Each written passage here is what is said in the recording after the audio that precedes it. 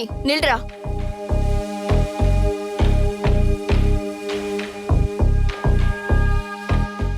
நீ உன் மனசுல என்னதான் நினைச்சிட்டு இருக்க? நீ என்ன வேணாலும் பண்ணலாம், இங்க யாரும் எதுவும் கேட்க மாட்டாங்கன்னு நினைச்சிட்டு இருக்கியா? ஏன் இப்ப என்னாச்சு? என்ன ஆச்சா?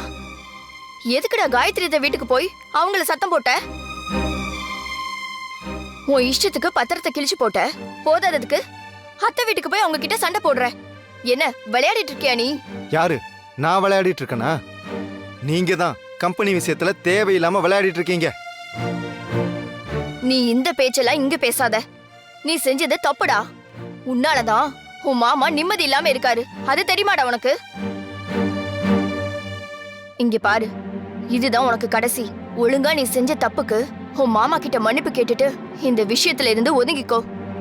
கம்பெனிய அத்தைக்கு கொடுக்கறதும் கொடுக்காததும் அவங்க விருப்பம். அப்படிலாம் விட முடியாதுக்கா. நீ யாருடா விடுறதுக்கு? உனக்கும் அந்த கம்பெனிக்கும் என்னடா சம்பந்தம் இருக்கு?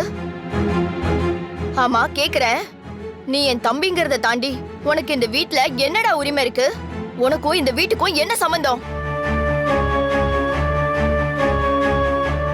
நீ செஞ்ச வேலைக்கு இன்னொருத்தரா இருந்தா வீட்டை விட்டு போடான்னு உன்னை அனுப்பியிருப்பாங்க. ஏதோ அவர் நல்ல மனசுனால நீ இன்னும் இந்த வீட்ல இருக்க.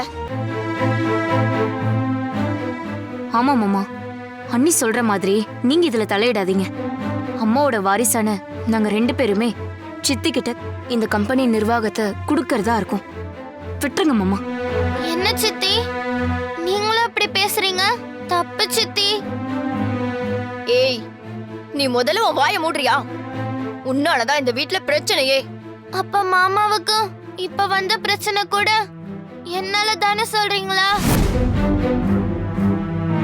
டேய் என்னடா இவ பாட்டுக்கு ஏதேதோ பேசிட்டு போறா, நீ பாட்டுக்கு பாத்துட்டு நிக்கிற. அப்படி என்னடா என் வீட்டுக்கார பத்தி உங்களுக்கு தெரிஞ்சிருக்கு? சொல்லுடா.